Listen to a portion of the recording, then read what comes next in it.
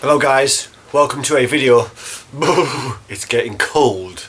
I thought it was mushroom weather. I hope we haven't missed the season. I've been out to the place where we go picking twice now with almost an empty bag. Mushroom season is a special time if you're lucky enough to find any. I've been playing this game, Lego City Undercover, on the Wii U. This is fantastic. It's a Wii U exclusive. A Lego game that is a Wii U exclusive. That's something special. It's a kind of a genre. Is it a genre? It's a line of games that I haven't played a hell of a lot of. But this is fantastic. I believe it's somewhat different to most of the Lego games in that it's got quite a large kind of open world element to it. It's kind of like a Lego GTA, at least it feels like that, you know. You have this really brilliantly designed and put together town, or city rather, and yeah, you obviously can go around that freely, and then you do levels, contained levels, as you set them off in different locations. But it just works really well. The humour is fantastic. It's genuinely funny. It's, you know, lots of pop culture references. The gameplay is brilliant. The switching out of different characters for different abilities. I know that's common to Lego games, but it works really well. It's a lot of fun, and yeah, finished it. Fantastic. I can highly recommend this game. I might even retain it after finishing to go through and try and 100% it. I don't do that very often, but it's just such a fun game to play. That, yeah, might be something that I do with that. But Lego City Undercover, cracking. Few pickups, right? Charity shop, local charity shop up in Nottingham, and we've got first of all Spider-Man 3 on the PS3. A little bit of a story about the PS3 coming up after these pickups. Yeah, had a bit of a rigmarole with the old PS3, but happy to get Spider-Man 3. This one's supposed to be pretty sweet, so happy to get that for £1 in Oxfam. Fantastic. In another charity shop, The Hobbit on original Xbox. Didn't have this already, obviously, that's why I got it. £2 from a charity shop, not bad. I don't know anything about it, I don't know if it's decent, but I do like the Lord of the Rings mythology, so it'd be fun to see what that's all about. Yeah, I had the other four, actually. I was going to say 3. I had the other 4 Lord of the Rings games on original Xbox, and I think this completes it. I think that's all of them. I think there's 5 Lord of the Rings games on the Xbox. Yeah, I'm not going to pick them out now because why should I? Because fuck you, that's why. But yeah, Hobbit, happy to have that. Nice. Right, a couple off eBay as well. Total Overdose. This one looks really fun. I don't know a hell of a lot about it, other than it's sort of like a GTA on crack, so to speak, is what people have described it as. Some people have said that, probably somewhere. Total Overdose. I got that for about £3, and happy to have that in the collection finally. It just looks like a really fun game, over the top action and such. Have not tried it yet, cannot say much about it. I know, terrible. Another one off eBay. Oh man, Tootie and your fucking sexual healing. I should have had this. I should have had that in mind when I got this. I bought Mashed fully loaded from eBay. I got this for around £4. It's pretty uncommon.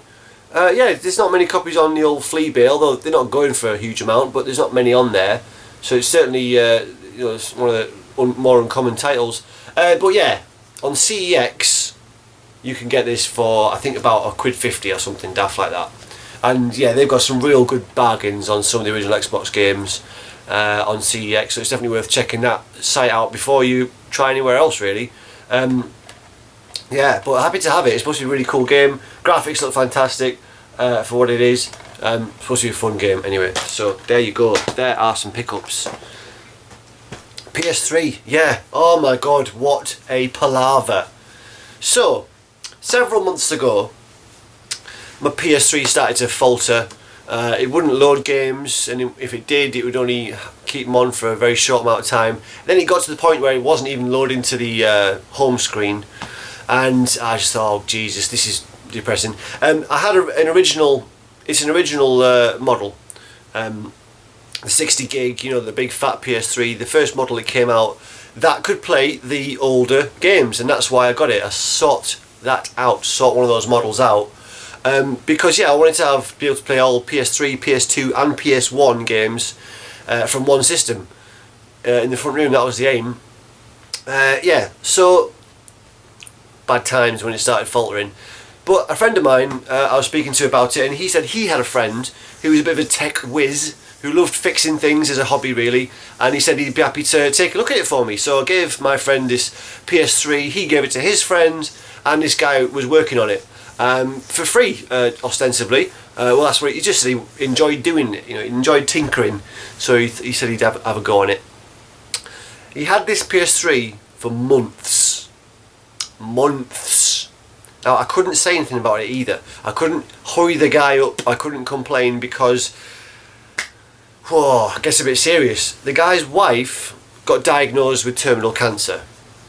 Yeah, I don't know if she got that diagnosis after I gave him the PS3 or before, I don't know that, but certainly at the time of him having my PS3 in his possession, she had this diagnosis of terminal cancer, and so what are you going to do? Obviously priorities, fixing the PS3 is way fucking down here, down in Australia somewhere, and that's fine. It was completely fine, you know. But I had reports from my friend that this guy had been ordering parts from halfway around the world. He'd replaced the heatsink on the PS3 with one that's more efficient. He'd replaced the battery that had caused some problems. He'd wiped and reinstalled all the software, and apparently he'd found a litany of problems with the PS3. So he'd been tinkering all this time despite the terrible things going on in his life. But even then, you know, I thought, well look, it doesn't matter, I'll write that PS3 off. If I never see it again, it doesn't matter. You know, I've only lost, I don't know how much I paid for it in the first place, 60 quid or something, not a lot. It was broken, fine, it doesn't matter. Anyway, the months went on, and I heard back from my friend saying that this guy's wife had actually finally passed away. You know, in a sense, at least she's not suffering anymore. You've got to look at it in that way. So that was, you know, that was pretty harsh. But then, you know, a few weeks later, the guy actually got in touch with my friend saying, I've done what I can with it, I've fixed it, I've tested it, my kids tested it, seems to be working fine, you can have it back. So my friend took the PS3 off him and gave it back, brought it back to me, and put it on, and it loaded up and started playing Ni no Kuni, and it was working lovely for about 10 minutes. Then the fan started to go into overdrive, really loud. I didn't remember it doing this before. I was like, oh, this is a bit funny. And then a message came up saying you have to turn your console off because it's going to overheat. And I felt it, and it didn't feel amazingly hot. It really didn't feel very hot anywhere, at least from where you can put your hand on the surface of it. But the fan was just going overdrive, so something was wrong. Something was telling the system that it was too hot, even if it wasn't. Hey, it might have been at some point, who knows, but anyway. So I turned it off. Tried again a little while later, and again the fan started kicking up to a ridiculous level, really loud. But I didn't get the message the second time, but I turned it off anyway because I just thought this is a bit worrying. And yeah, every time since then, turned it on, and after about 5-10 minutes the fan is like a fucking jet engine.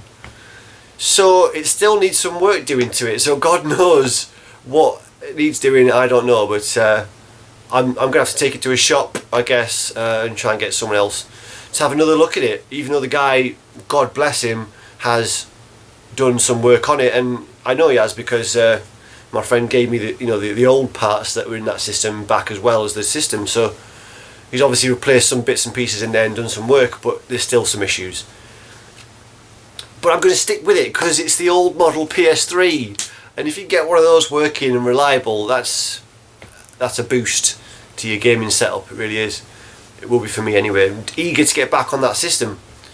So yeah, that's been going on. So my PS3's been out of action. It still kind of is, and that's a shame. I haven't got a huge PS3 library, but you know, I've got some of the exclusives, and that's really what I'm there for with it. My 360 is my console choice for that generation, but you cannot ignore, you know, quite a lot of the exclusives on the PS3. Fantastic games. So that's that, yeah. What else to talk about? Okay, the Switch. I do want to talk about the Switch. Everybody's doing a Switch video, and it's been fascinating listening to all the opinions on them. Some really interesting opinions. I was quite negative at first, and I've been type. Oh, this looks shit. Oh god. Oh my god. This is not what I want. Negativity spewing out of my fucking fingers, because I do see some problems with it. I want to be optimistic. I want to love this thing. I want to love what Nintendo are doing, because, as many have said before, they are so important to the gaming industry. They innovate. Nintendo innovates. It brings out fun, different, new technologies. You know, they might not always work brilliantly, but they try things, and that's important. You know, the motion controls on the Wii, not everybody liked them. Not a huge amount of games used them in fantastic ways, but some did. I really enjoyed some of the games that used the Wiimotes in interesting ways. Even just stuff like the Zelda games. I enjoyed all the kind of aiming with the bow and arrow and all the rest of it. And, you know, there's some other games besides. I'm sure everybody's got their own favourites. If you do enjoy any of those games, I have. And but yeah, and then the Wii U, of course, with the pad. Again, tried to innovate, tried to do something different. And some games did use the pad in interesting ways. Most didn't. The Wii U's technological innovation, the pad was, well, I say innovation, more of an amalgamation. It wasn't anything brand new, but it was something unique in the games industry anyway. Some games did use it in interesting ways. Most companies didn't bother really to do much with it. It was a glorified map scene, a screen, inventory, that kind of thing. Nothing brilliant. There were some cool uses for it. Project Zero, I quite like the whole looking around for ghosts and things. That's pretty spooky in a dark room late at night. And what else? I'm sure there's others. See, I can't, none spring to mind, but I know there's been a few. That's just because I've got a Swiss cheese memory. But they try things. So the Switch, they're trying something different, and it is quite unique. And I do like the idea of having, you know, a main console that you can play on the telly, and then take that same game with you, either to the bedroom or away with you elsewhere. That's fantastic. I do love that. But the modular design of it is a bit worrying. I just think, you know, those controllers that pop on and off the system, they're asking to be broken and lost when you're out and about with that system. Yeah, I mean, it's all been said before. I'm sure everybody's watched a dozen videos on this console. I hope it succeeds. I'm going to try and be positive about it. It's, you know, I guess we'll have to wait a little while until we see the launch lineup, see what games they've got in the works. Hopefully they've been beavering away at some fantastic games for this system, because they certainly haven't been putting anything out on the Wii U for a while. You know, Paper Mario came out. That's, from what people have been saying, quite disappointing. Just nothing's been happening on the Wii U at all. We're still waiting for Breath of the Wild, of course, but that's coming out on Switch as well. Yeah, what do you guys think about the Switch? Try and stay positive. Come on, Nintendo, pull it out of the bag. Put all your efforts into some stellar first-party titles, and it will be okay. I'm sure. I just don't know if the third parties are going to get on board with it. I mean, obviously they abandoned the Wii U. Was that because of the controller? Was that because of the lack of sales? I don't know. The Switch is going to be underpowered compared to the consoles, so you're not going to be able to get direct ports of a lot of the games that are getting built for other systems. It's going to be a situation where Nintendo are a afterthought in the development of your main AAA titles, which is a real shame.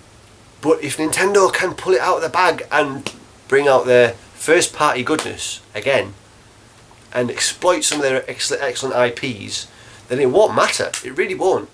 It would be a shame to see them be shunned by third parties, but they are one of the best software developers in the world, so if they can pull it out of the bag, it'll be fine. There's a hell of a lot more to say about it, but again, you've all seen a dozen Switch videos, so I don't want to just go over all ground, as I probably have just now. But that's it. Alright guys, I just wanted to pop in and say hello and ramble for a bit, because I haven't made many videos lately, and That's it. I'll see you sometime in the future before the heat death of the solar system, probably.